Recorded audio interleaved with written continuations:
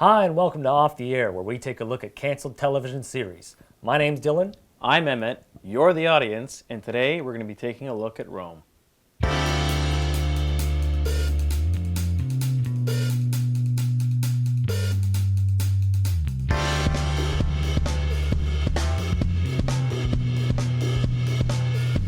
So for those who haven't seen Rome yet, basically, it takes place in the last days of the Roman Republic. Julius Caesar has just conquered Gaul with his legions, and he's coming home. And the Senate, along with the other more powerful families, are worried about his intentions. Like, is he going to try to topple it and become a dictator, blah, blah, blah. That's the baseline of the show, the transition of Rome into an empire from a republic. Will you come with me to Rome? Yes. Yes, sir. Certainly. Titus Pullo is with me. And you? Are you with me?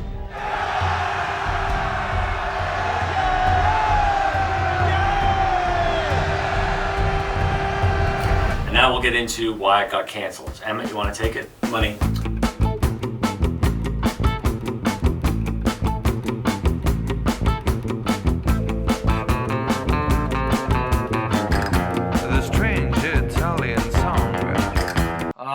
I liked it. I'd seen it first time, and I was kind of, it surprised me enough that it left a really good impression. And then watching it again, I kind of saw its flaws a little more. It's hard to say because this was quite a long time ago, and it was around the time that HBO was kind of dominated by these like hard like family dramas or crime dramas. This was really the first big epic medieval show, especially of its budget and scale. And that's not to say that it has like all these like epic battles like Game of Thrones. Like, it's mostly still dramatic. It's like theater. There's a lot of it is tensions between like two characters like Servilia and Attila, and obviously Caesar and fucking everybody. As far as big productions go, it's not quite as polished as its successors. The production design is impeccable and the costumes are great, but the music doesn't really stand out to you. The way it's shot doesn't really stand out to you. It's just kind of like a lot of just like set up the wide, let the scene play through, cut over the shoulder. Like, it doesn't have camera work in mind. It's about the dialogue, and the dialogue is good, and the acting's great, and it's well cast. There's a lot of HBO alumni, but in terms of production, it's nothing that you're going to be blown away by unless you saw how much this shit costs to make. It's no wonder why they got canceled. Like, they were losing money on this. That's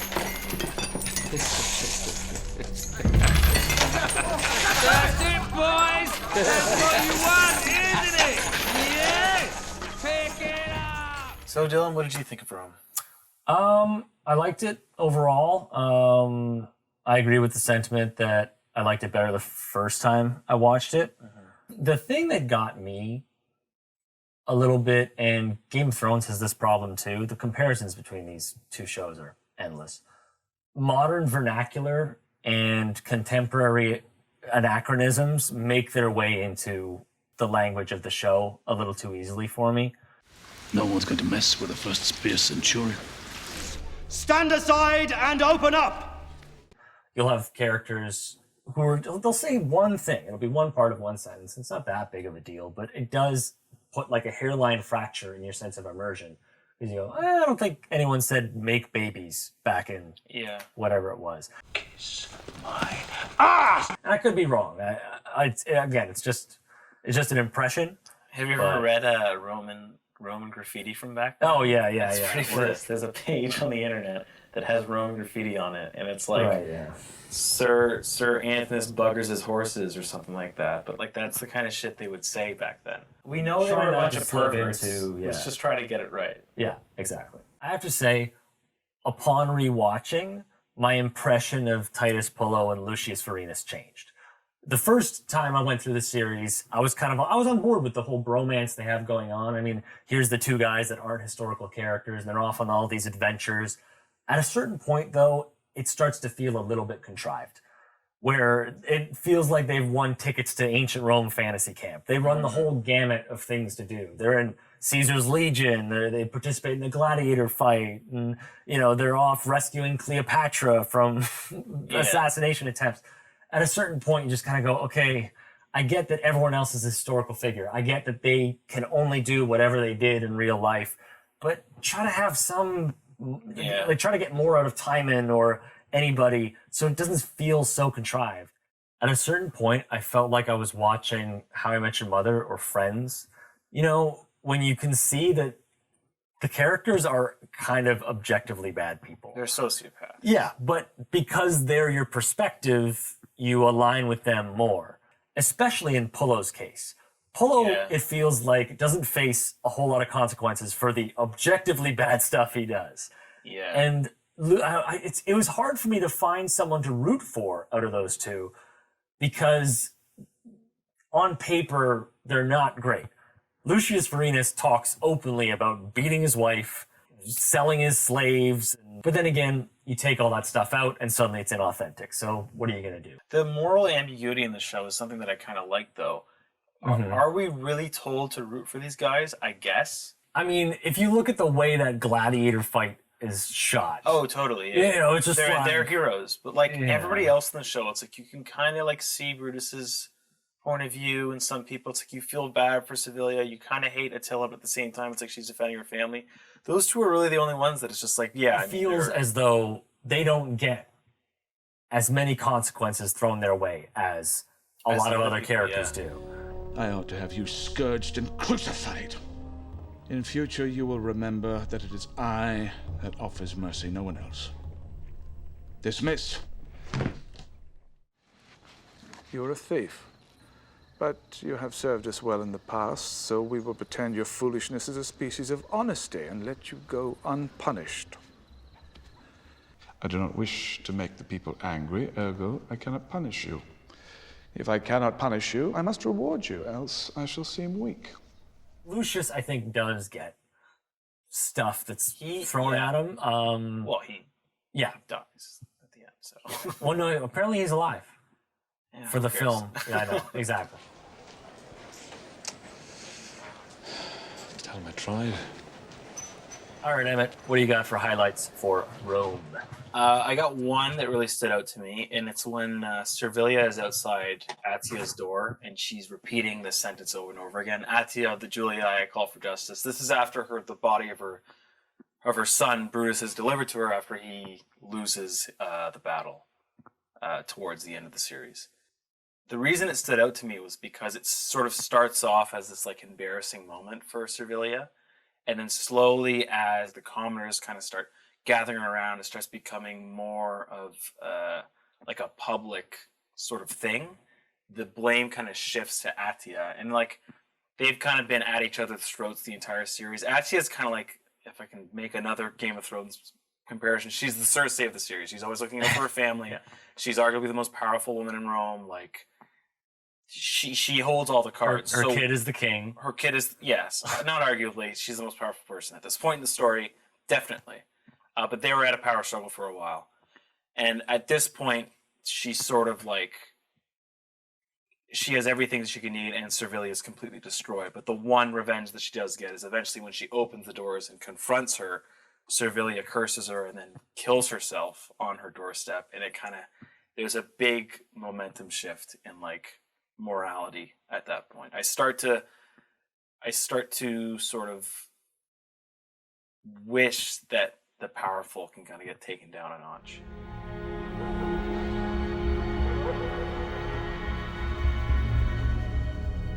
My highlight is the death of Caesar. Classic. The Ides of March. I really enjoyed the way it was executed. I mean, I'm not a learned person of history. I'm gonna be honest. This is the only actual historical thing I knew going into this series, and I was really. I love the way they executed it. I love the way that Caesar does everything he can to not get murdered. I mean, he doesn't obviously know, but he promotes Lucius Vorenus to a senator just so he can have a bodyguard on the Senate floor. Yeah. And then you've got Mark Antony with him as general, and he's kind of going, well, who's going to fuck with me with these two guys flanking me? Both are taken away for totally believable reasons. Yeah. Lucius Vorenus is lured away with the bomb that's been waiting to go off all season, which is that his wife had an affair while he was away on campaign. And that's the perfect time. That's the most dramatic time that could have happened. And then the whole sequence, he gets in and it's they Jon Snow him, and he don't come back. No. And, I think my favorite part about that was there was a moment where he turns over up to Bruce, and I thought, I was like, I'm going to do it. And I thought he was going to say, cough up blood. Yeah. But no, it's like Jack Nicholson in The It was done Departed. very tastefully. For the most part, the violence in the show isn't gratuitous. I mean, there's like not a lot of big battles where it's like people getting their heads chopped off. There's the gladiator sequences, which are going to be brutal no matter what. Yeah. There's that. There's other like murders and stuff, but yeah. Aside from that, it's not like they didn't like squeeze it dry of like opportunity for like violence or emotion. It was like just well acted scene. Yeah. It was Okay, 3 stars, time. Emmett, who's your MVP for HBO's Rome? MVP would have to be Atia. Atia of the Julii. Because she seemed to me to be consistently the best performer in any of the scenes. She elevated anybody that she did a scene with. She's made tons of enemies in the show. She's arguably more Caesar than Caesar in the sense that like her double crossings and like the amount of people she's neck and neck with. She's more vindictive. Yeah, more vindictive, and somehow survives the whole thing. My most improved would be Mark Anthony, I would say. Kind of starts out, I thought he was going to be kind of a dull character, kind of like the dickhead, kind of like heel character. And as the show goes on, he kind of grows into the role more. He kind of faced more hardships after Caesar's death, loses a bit of power when he goes to Egypt, and he's like suddenly up against all these people and the odds are stacked against him. That really brought the character out for me. And then favorite minor character, probably Agrippa, only because when he comes in, he's just like a total dick and like really shakes things up, and like just the effect he has on Octavian's storyline. Well, good segue into my MVP. Agrippa is the right-hand man of Augustus Caesar. And I gotta say, Max Perkins did a great job. He is, in essence, the protagonist of the series. At no point did I feel that his character's progression was not believable. Yeah. You really did see how this guy became the founder of the Roman Empire. Of course, he's got cunning and guile and wit. His role model is Julius Caesar, and his mother is a conniving sociopath who's like you said, more Caesar than Caesar. When you have all those influences, it's easy to see how he becomes the man he is. Yeah, he's believable. Yeah. And I was really looking forward to what he would be like when, like, at the top, because it ends basically with him having just secured. Yeah. It's basically going to be him and Caesarion. That was going to be the next season probably. Yeah, which is unfortunate. But I'd have to say Max Perkins did a fantastic job. The recasting apparently was because he had to go back to school. I'm not sure if age played into it. Maybe it did because of the time jumps. But anyway, most improved for me would be Brutus. I kind of wrote him off at first, that he's kind of maybe a bit naive, maybe a bit strutty, and he just didn't land for me in the first part of the first season.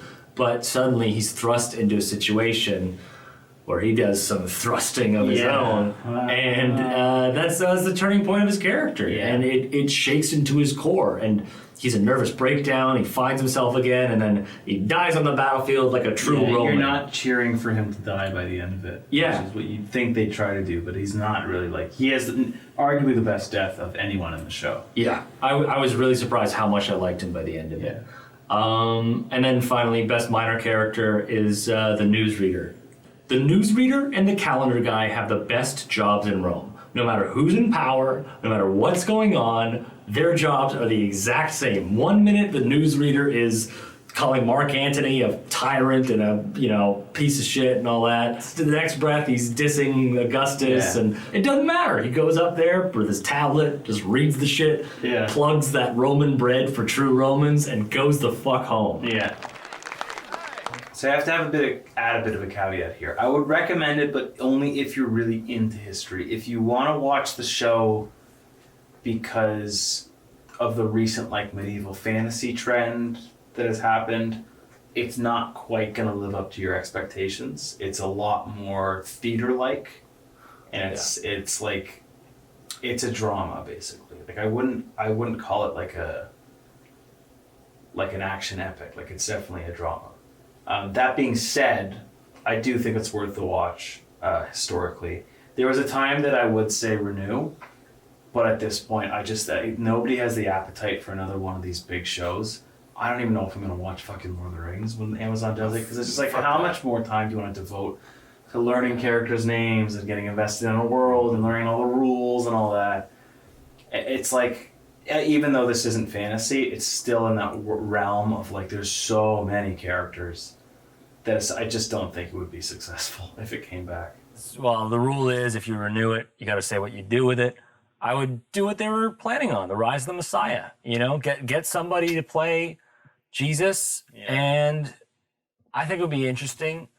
Do you think it'd be too socially charged, though? Socially charged? How? Well, I mean, like... Oh, you like Passion of the Christ? Once you involve religion, it's like...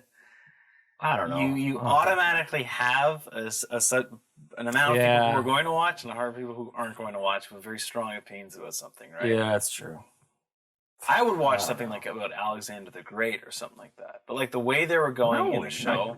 Did you watch Alexander, the movie? No. Yeah, exactly. Get the fuck out of here. I'd watch... You wouldn't watch, like, Jesus' story from the Roman perspective? I think that could... If that was handled well, I think it would be kind of cool. I mean, I'd watch it. I just don't think it would be successful. Well, that's our show for this week, month, year, however frequently we end up releasing these. We hope you enjoyed it. We hope you enjoy Rome. If you do end up watching it, James Purefoy, we're sorry. Catch us next time where we'll be reviewing another canceled television series.